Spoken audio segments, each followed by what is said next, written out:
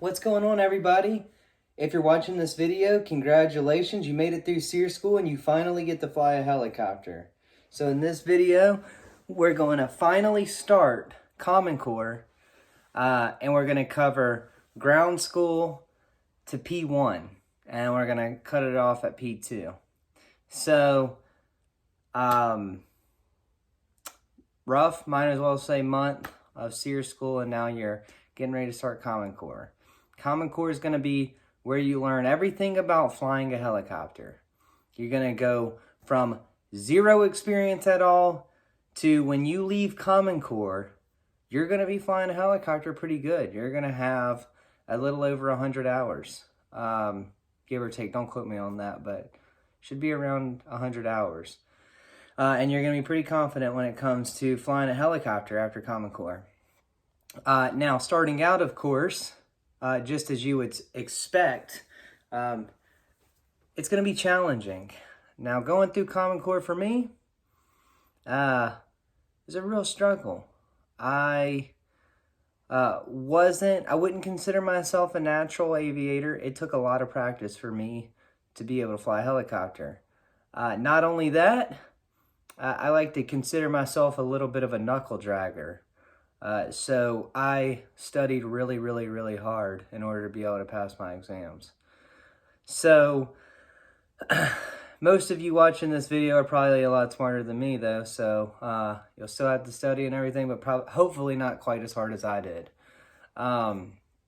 So like I said, we're going to cover ground school to P1. So ground school, when you first start Common Core, is 2 weeks long. And it covers basic aviation knowledge, everything from phraseology at airports, talking on the radios, to symbolism and airport signs, what a traffic pattern is, and then you're also going to start analyzing the parts, pieces, and the components of the UH-72 Lakota, also known as the Eurocopter, which you will be flying in Common Core. In ground school, you'll take 3 exams on Blackboard. These are pretty easy exams compared to what you're going to take throughout Common Core. And you're also going to learn how to start up the UH-72 using the cockpit trainers, also known as the CPTs.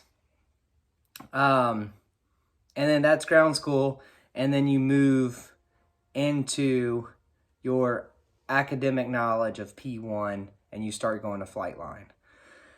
So when you start going to the CPTs, the cockpit trainers, you'll have an IP. This is not your assigned IP. This guy is there just to teach you how to do a run-up in a UH-72.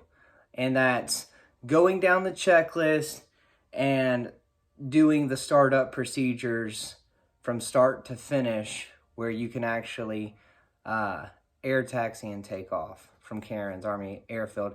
That way, your IP that's assigned to you at Flightline doesn't really have to waste time on doing that. When you show up, you should be moderately proficient at running up the UH-72. Obviously, you're not going to be a pro at it, but you're going to be pretty familiarized with it when you show up. Now, P1. I'm going to start just with my experience from day 0 all the way to my P1 check ride. And I'm talking about Flightline. So a typical day at Flightline at P1, every single week you're going to rotate from AMs to PMs. AMs one week, PMs the next week. AMs, you're going to get there around 05, and you're probably going to be walking away from Flightline right before lunch.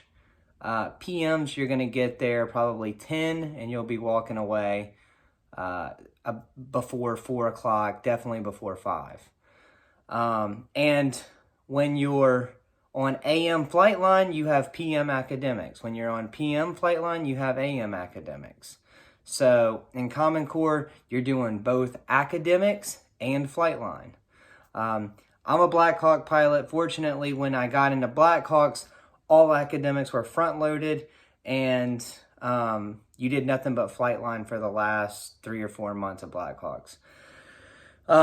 So that was a huge help in Blackhawks, but Common Core, I mean, it is a fire hose of knowledge because you're flying every single day, getting beat up by your IP on top of learning everything in academics and trying to take it all in and prepare for the next exam while also preparing for your check rides.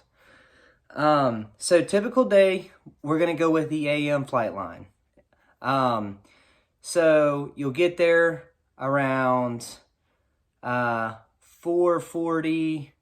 You'll go into ALSI, get your ALSI vest, check out radios, and you'll head to flight line, or the area before you go out on the flight line. You go into a classroom.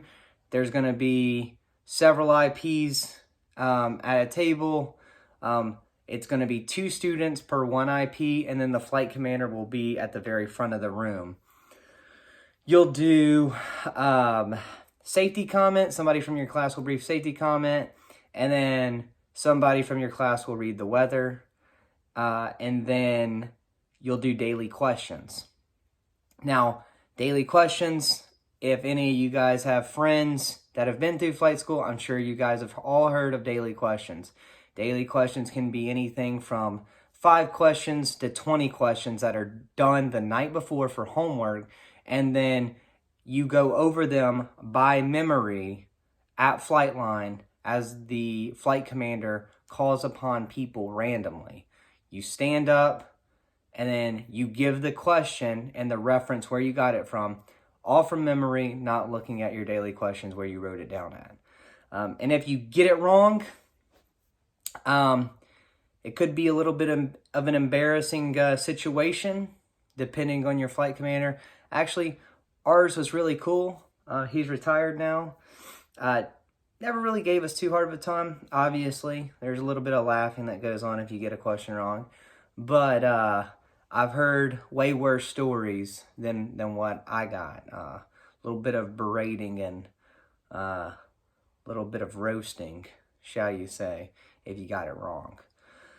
Now, how your IP chooses to handle you getting a question wrong is completely his or her call. I've heard of people getting unsats depending on the question. Fortunately, that never happened to me or my stick buddy. But my IP would definitely let us have it if we got a daily question wrong. Now, after daily questions is done, you're released to your IP. Your IP will then do some table talk with you. Normally, our IP would give us a topic to research or study the night before, and then we would come prepared to talk about that topic for about 10 to 15 minutes. Then we would run through our mission brief, and then we would get our gear and go out to the aircraft for pre-flight. Pre-flight the helicopter, and in P1, all you do is go out to the stage field. So you'll leave Cairns, go out a corridor, and go do stage field work for about an hour to an hour and a half, depending on if you're ahead or behind your schedule. And you'll switch out with your stick buddy, and you or he or her will fly the remainder of the amount of time, and then you'll fly back to Cairns. You'll do a debrief, an after-action review on how everything went, and then you'll leave, hurry up and go get lunch, and then go to academics, and then study all night long and do it all over again the next day. So I'll go over my nickel ride. So nickel ride's obviously a big day for everybody. Most of you guys, it's going to be the first time you ever have flown in a helicopter. For me, coming here, I'd already flown in helicopters before, but I had never actually been at the controls of a helicopter. So this was a huge day for me. I remember it just like it was yesterday. I flew second. My stick buddy flew first. But when we switched out and I got up front, obviously we took off because you're brand new. Your IP's not going to make you hover, or at least mine didn't make us hover on day one. He let us fly at cruise flight. So took off, got to cruise altitude. If I could recall correctly, we were flying at about 800 or 1,000 feet. And he just transferred me one of the controls. So it wasn't the collective and the pedals and the cyclic all at the same time. It was just the cyclic, and I'd make a couple inputs on the cyclic, and then he would say, okay, I have the cyclic, I have the pedals, you have the collective, go up and down on the collective just a little bit, just to see how the aircraft reacts to the input. And then when we got the Karens, he let me play with the pedals a little bit while we were hovering. And then that was pretty much our nickel ride. We gave him our nickels, and I was on cloud nine. I thought, like, it was the coolest thing in the world, and I thought, like, oh man, I flew that whole, in my head, I did all that myself. Like, he didn't even help me.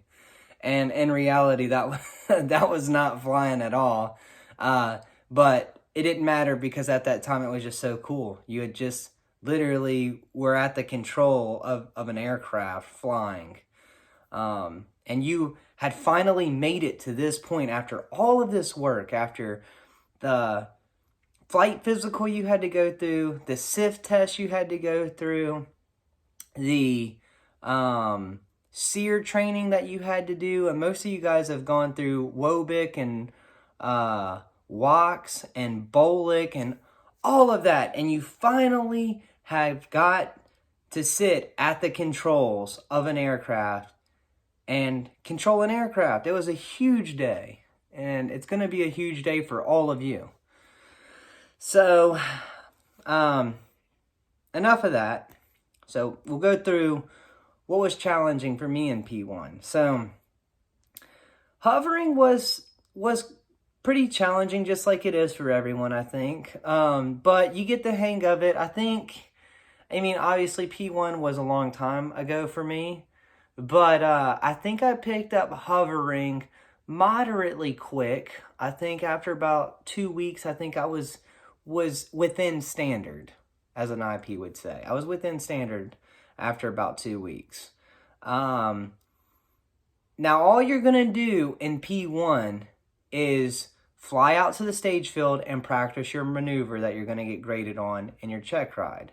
You're going to get graded on hovering. You're going to get graded on your approach. You're going to get, and that's a normal approach, normal takeoff, and your traffic pattern. For those of you who don't know what a traffic pattern is, it's basically a square around an airport or a stage field, and you land, take off, and do a square. You're just doing boxes basically the whole time. And that's how, your entire time in P1, that's basically what you do. And it's a great way to get good at flying. Get good fundamentals of flying is just doing that all the time. And again, P1, out of all of flight school, if you had to say, hey, what was your most challenging part of all of flight school, I would say P1. And the reason why, it's the amount of information that you're taking in every single day and you're expected to hold on to. And you're also expected to learn how to fly at the same time. It's very overwhelming. It's totally doable, but it's hard. It's challenging. It was definitely challenging for me. There's a lot of smart people that come to flight school, and I think it was even challenging for them. But I enjoyed every single minute of it. Although it was challenging, I look back on it and it was awesome. It's really cool to go through that and look back and go, man, I did all of that. That's pretty crazy to think about. So, yeah, I think, like I said, I picked up hovering within probably about 2 weeks. And when I say picked it up, I mean I was within standard. I was getting a passing grade on hovering. It wasn't like, after 3 days of hovering, I was like almost crashing the aircraft. It wasn't like that. But to get a passing grade and being within standard, where I can hold a 3-foot hover with minimal drift and minimal heading deviation, it was about probably, I'd say, 10 days of flying. My approaches at the stage field, I didn't start really getting those. I'd say I was down to the wire on those. Uh, Probably the end of week 2, I started having decent approaches where I was finally hitting the panel. So at the stage field, you'll have 4 panels per lane, and the tower will assign you a lane and a panel. So when you first start out, you're going into your lane and you're trying to stick it on that panel. But when you're first starting out, you're gonna overshoot the panel. Like, say you're trying to land on panel 3, you're overshooting and almost going to panel 4, or you're undershooting and almost going to panel 2. And every once in a while, you'll get kind of close to the panel, but towards the end of P1, you'll finally start sticking it on that panel, and into P2, you get even better, where your feet are literally hitting the panel every single time. When I say feet, I mean through the chin bubble. So yeah, the other thing I struggled with, I'd say in P1, was the traffic pattern itself was a little slow to come. And it was really because of my lack of understanding at the time of the actual avionics and what I was reading. So when you're doing your traffic pattern and you're sitting on the lane, you take off, say your takeoff direction is 360, you take off 360, and then you're going to bank to crosswind, which is going to be west at 270, and then you're turning downwind 180, you make a downwind, and then you got a left base, which is 090, and then you turn 360 to final, and you come in for your approach. Now, oftentimes I would take off and I would be heading in the direction of 360, which is what I was supposed to be tracking. And because of environmental effects like wind or whatever, my ground track would be off. And my IP would get frustrated and be like, rushing ground track. I'd be like, I'm going 360, sir. I'm going 360. What are you talking about? And he'd be like, ground track, ground track, ground track. Well, eventually, after getting beat up on it so many times, and you're trying to take all this in while you're flying, and it's really difficult. You'll see what I mean whenever it all starts. But as a brand new pilot, I was seeing that my HSI, or my horizontal situation indicator, was indicating that, yes, I was going in the direction of 360, meaning my compass or my heading was 360. But what my IP was referring to was the ground track. So on the HSI and the UH-72, you have a little diamond that sits at, it's going to be sitting at in the direction of travel. That diamond should line up exactly on the needle where you're heading. But my diamond, because of a crosswind, would be off to the right or off to the left. That diamond symbolizes your ground track. So your needle could be pointing 360. But your ground track may be to the right, meaning, and what that ground track is where your helicopter is actually on course to track. So just because you're tracking 360, or you're pointing at 360, you're actually getting blown to the side, still facing 360. At the time, it was hard for me to comprehend. So, but eventually, I started to understand that if the little diamond was off to the right, I needed to slightly turn into the wind and track. Instead of pointing at 360, I needed to point at like 355 or 350 and track slightly left to push into the wind, which would make that diamond come back to 360, which is what I wanted, which is what he wanted, and which was what I wanted to get the results we needed to get a within standard traffic pattern. So that's an example of how to, of some issues you're going to have to learn how to overcome. And I hope that makes sense. And if it doesn't make sense in this video, it will make sense once you start going out to the stage field and start flying. And you're going to be like, oh, the diamond. I got to pull on the diamond. That's another thing IPs love to say, pull on the diamond, because a lot of times when the diamond's off to the right, you're like, oh, if I face the diamond, then I'll be tracking the right. And it's the opposite of what you actually think. You have to push into the wind or pull on the diamond to make it come back to the direction of travel you want to go in. So that took a little bit to wrap my mind around. Another thing is the controls. So in a traffic pattern, at most stage fields, you got to be at 1,000 feet on the downwind and 800 feet on the bases, if I can recall correctly. And you also got to be 90 knots in the downwind, and I think in the Lakota it's 65. It changes in the Blackhawk, but in the Lakota it's 65. So getting that, it was a struggle. So, but it will all come to you on that, hopefully before that last week. But before my P1 check ride, I was ready, and I did fine on my P1 check ride. But it all came together, and there were some struggles I had to overcome. But it happened, and got through with it. So some things I wanted to talk to you guys about is when is your P1 check ride going to be? So whenever I came through flight school, it was on training day 30. And by the P1 check ride, you will have 16.4 hours in your aircraft and 4.5 simulation time.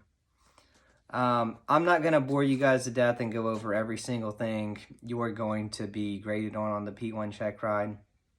If you're interested in looking at that, when you get here, look up the course management plan, and you're definitely going to know what that is by the first week of flight line, trust me. And look up the ATM or the aircrew training manual, and it'll go over all those tasks. I will say that I'll walk you guys through how every check ride's going to go. So you're going to come in, you're not going to do daily questions that day. You're going to sit in front of your assigned IP. He's going to say, hey, good luck. You guys are going to do fine. And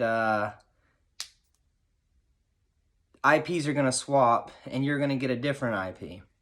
It could be an IP from your class that is assigned to other students, or it could be an IP from somewhere else on the installation. It could even be a DES check pilot. They check students. It could be anybody. And you're going to get introduced. You're going to introduce yourselves to your check IP, and you're going to do what's called table talk. Now, on every single check ride, your topics that you're going to talk about is you're going to be your regs and pubs, your airspace clearances, visibility. You're going to talk about AR-95-1, things like that, and you'll learn all those things when you start going to flight line. You're going to talk about EPs, limits, malfunction analysis, systems, and aerodynamics. Now, on your P1 check ride, it's very surface level understanding. It's your first check ride. So they're not going to melt your mind with off the wall questions. They're going to ask you pretty standard, simple questions like, what do you do if the door's jarred and you need to get out of the helicopter? They're going to ask you questions like, what's the abort start criteria for the startup? What's the abort start procedures for the startup? What's the first limit indicator symbol? They're going to ask you things like that that you should know. They're not going to melt your mind with crazy questions, off the wall stuff. And You're going to do table talk, and then after that, you're going to meet your check pilot at the aircraft, and you're going to do pre-flight. On pre-flight, he's going to come around to each one, you and your stick buddy, and depending on where you're at on the pre-flight, he's probably going to ask you a question about the component you're checking, whether it's if you're in the hydraulic compartment or the transmission compartment or the engine compartment. He's going to probably say, hey, what's that? And you're going to be like, oh, that's the impending bypass for the fuel filter or the oil filter. You know, simple things like that. And then another thing they're probably going to be expecting you to be pretty proficient on is run up and shut down. The stage field and the traffic pattern work, they're going to expect you to be the standard. But if your run-up's pretty good, your table talk is decent, and you're within standard at the stage field, it's going to be a pretty easy day for you guys. So best of luck on your P1 check ride. Thank you guys for watching. The next video I release, we'll be talking about P2. Good luck in P1. I'll catch you on the next video.